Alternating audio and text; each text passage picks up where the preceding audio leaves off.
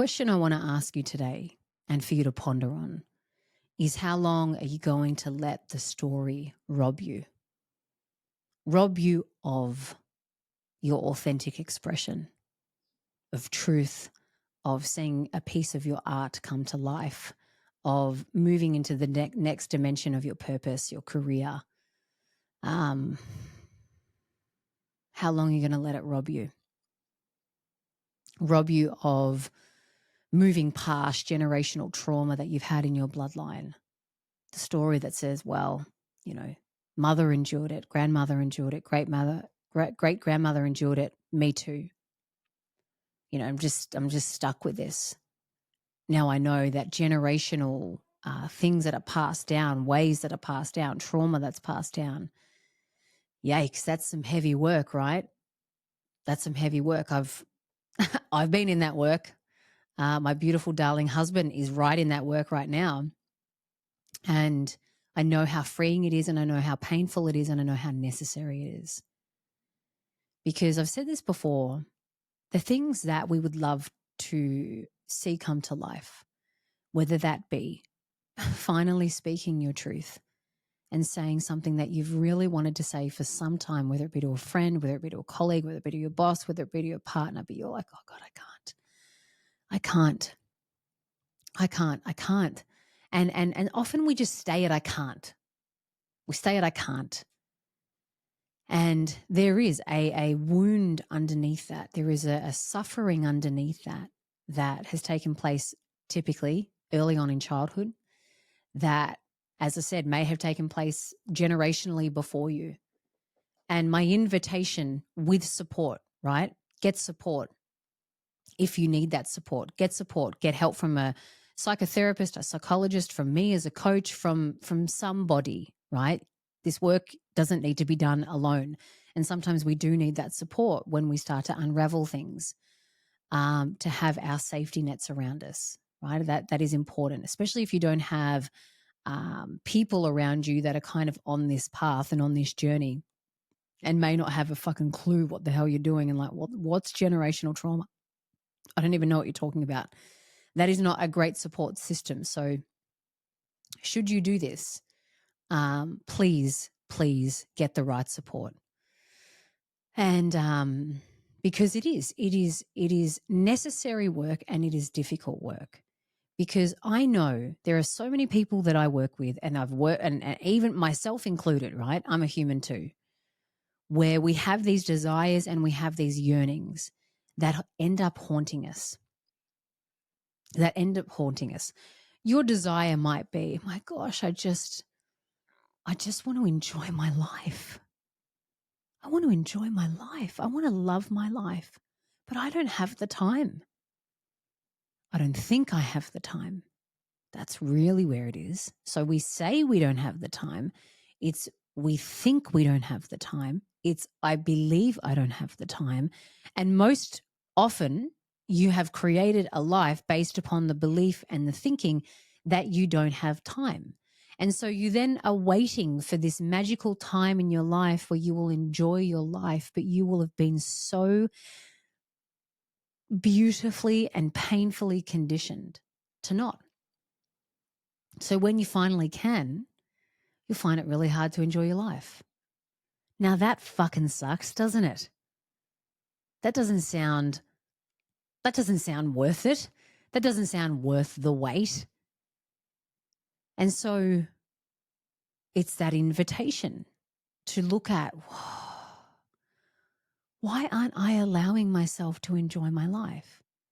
Did I experience something as a child where I witnessed joy being taken and I thought, well, never again? Did you try to enjoy your life and your parents or caregivers were very strict and stringent about you must do this first and then you can go and have fun, or that there's always something to do so you better go and do it? And so there was little time for play, little time to enjoy and love your life. Did you feel like you needed to prove yourself as a child based on race, based on religion, based on gender? And so you're like, there's no time to play. There's no time to play. And you're however old you are now, and you're like, oh my God, all I want to do is enjoy my life. And I'm not letting myself. We're constantly getting these signs, right? These alarm bells around us. Sometimes they're just beautiful little chip, chip, chip chimes. And other times they are great big gongs of wake up calls where we are exhausted, where we wish we could laugh, where we wish we could smile, where we wish we could be in the present, and something in us won't allow us. Something in us won't allow us. And often they are our beliefs, they are our thought patterns, they are wounds that have taken place from childhood, which has formed your ego orientation to be like, all right, cool. In order for us to get through life, we don't enjoy it. We just get shit done. That's one example. You know, the yearning that may haunt you is you might want to do something that is a completely different pace to what you're doing right now. You might want to rock and roll about your life that where you can fucking breathe. You know, where you got time in the morning to put your feet on the ground and take some breaths and, you know, just kind of like cruise into the day. And you have some ideas around that. But no, something in you won't let you. Something in you says, we got to wait. We got to wait till we're older. We got to wait till we've earned it. We have to earn that pace. We have to wait until we're at an appropriate age to earn that pace. Because otherwise people will think you're lazy. And so then there's this image consciousness about why you're not doing this. And again, there will be a wound underneath. There will be a wound underneath the reason why you're not allowing a shift in pace in your life. And the question is you know, when are you going to ask yourself what that is? When are you really going to tend to it? When are you really going to come face to face with the stories and the beliefs and the patterning that just is so automatic, where you actually think you don't have a choice? You actually think you don't have a choice, but fuck, you do. And I don't say this from a preachy place. I say this because I cannot tell you the human that I used to be before now was so locked in belief. I still do. I still have beliefs where I'm super locked, you know. I definitely have beliefs where I'm super locked. It's only been this year, which I've shared, where I'm like, oh my God, my family is my family and I love them. As in Steve and the girls. Like I can finally call them my family. Because for so many years, for 6.5 years to be exact, don't you let them in. I don't belong here. And if I don't belong here, then I need to make sure that I keep them at arm's length.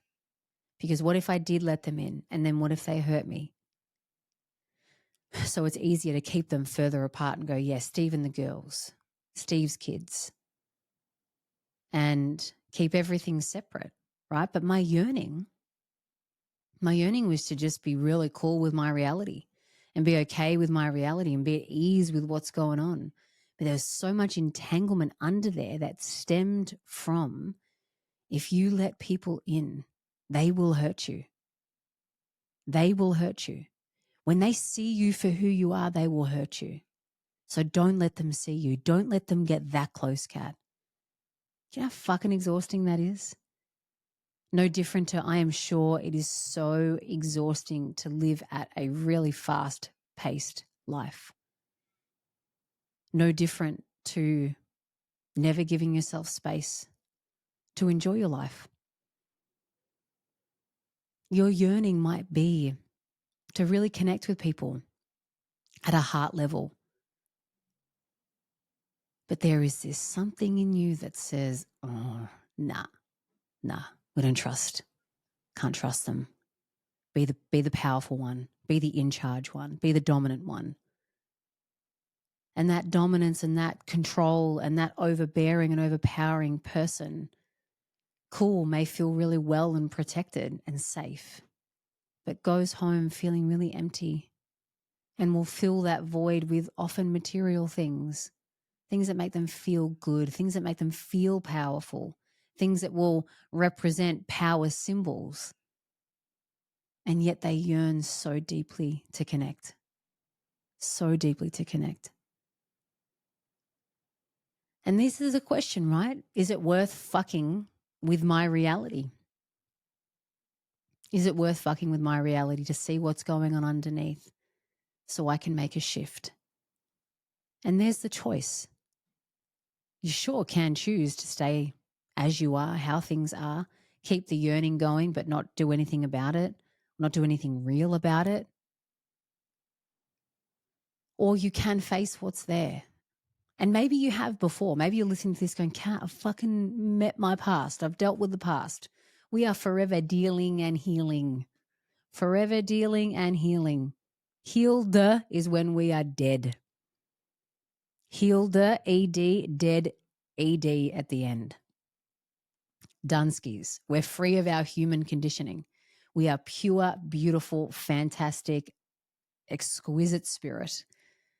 For the time we are alive, we will continue to have yearnings from our heart, and we will continue to have resistance from our ego. The yearnings from our heart contribute to authentic living, to showing up authentically, to living more in alignment with what feels right, good, and true. Your ego is going to do everything it possibly can to stop that because it has really good reasons for it. It'll take out every archive, every memory, every experience that took place that says, this is why we can't rest.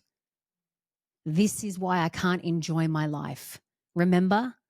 You tried to enjoy your life and you got scolded for it. Remember, you tried to live at this really cool, fun pace and rhythm, and your parents were like, no, you must do this, and this. Or when you did this, and this, you got so much love and you just became so addicted to that feeling. It'll pull out that archive, pull out the memory banks and go, do you remember when you connected really with someone? Remember this memory? They broke your heart. They crushed your spirit. They rejected you. This is why you stay in control. This is why you stay powerful. This is why you let no one in. And like I said, these are just some of the yearnings that I'm talking about. There are so many more yearnings inside of your heart that are getting maybe 1%, 3%, maybe 9% of your time, of your energy, of your life force, of your fucks. And the question is that okay for you? Is that okay for you? Some of us are like, oh, it's not, but I don't think I can do the work. I'm too scared. I'm too scared to go in there. I'm too scared to uncover what might be there. I'm too scared to unravel. I think it's just easier to stay this way. That's a choice. That's okay. That can be your choice. Just know, though, when you're in that choice, there will be that haunting of the yearnings that are shelved. That will be, is it my time yet? Do we get to enjoy life yet? Do we get to move a little bit more slowly yet? Can we really connect with these people yet? Is it time to let love in? No? Oh, okay. All right. Okay, I'll just wait. I'll wait. And they do. They wait. And they wait. And they wait. And all the while we get very fucking tired. We get tired of being lonely. We get tired of being disgruntled. We get tired of moving at hustle, bustle, pace. We get tired of locking up our heart and locking out love. We get tired of a lot of things. And so if you make that choice, that's okay. Just know what's coming. Just know the choice that you have made and what comes with that. Doesn't mean the universe hates you, doesn't mean that you're a bad person.